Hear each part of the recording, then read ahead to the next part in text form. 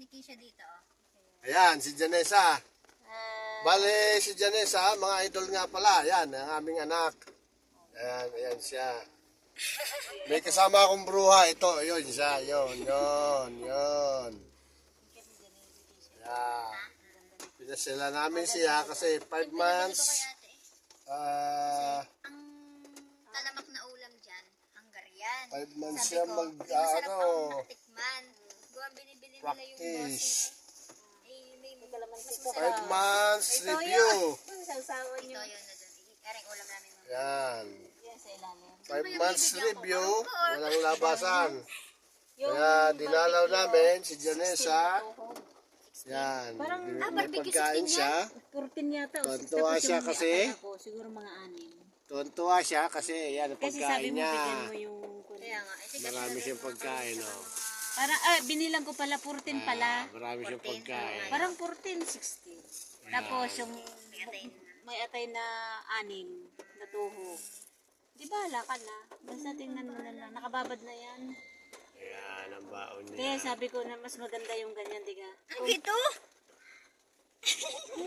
Pag tumila ang ulan kami magja-jogging. Kung ipiprito mo naman yan ka, kahit hindi mo natanggalin sa steak, ikuan mo na kung hindi mo ihawin. Iihaw sila dyan. Oo din. Kasi hindi ngayon wala na. O anong kwan ninyo ngayon putahe? Wala. Aywan ko. Ara na lang siguro ulam. Oo nga. Bus na ang aking dalata. Ay, hindi pala. Ang corned beef ko, bus na. Ang asang sardinas corned beef. At saka madalang naman kayo kung dahil may ulam ka naman, di ka, may pera, nagluluto naman pala kayo. Malay mo, mamaya may magdala uli eh. Ito si Papa, kakayamot. Panoorin mo ito sa vlog ko sa Kadani. Dapat ikuan mo na, dapat kanina. Si ate mo kasi, susunduin pa namin mamaya. Nambun ba Ang kayo? lakas ng ulan kanina. Kaya nga, yun, narito ka. Kala ko nga hindi na kayo tutuloy. Hindi ko alam. Baka sa anak ni Din. Eh, siya di alam. Kanila yan, yung laundry na yan. Ay, nagpunta siya doon, may maputi siya. Tapos papasok-pasok siya. Sino? Yung may-ari ng kotse, lalaki.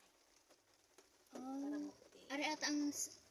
Ay, oo, yan yung sa anak. Di anak Si nga pala. Vic.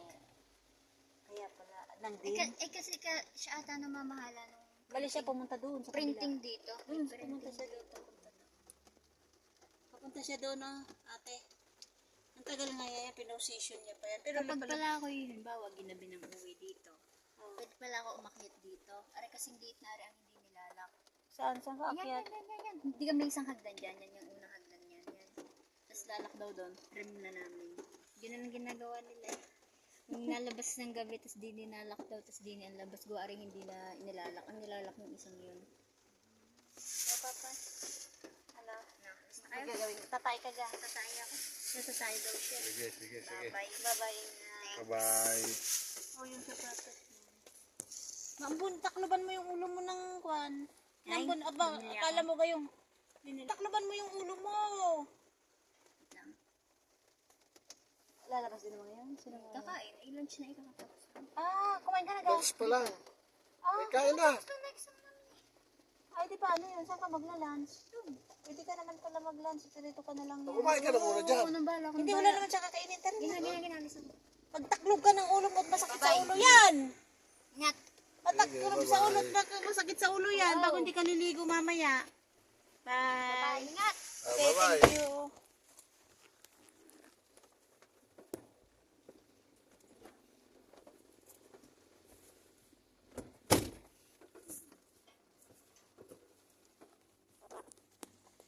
Yan.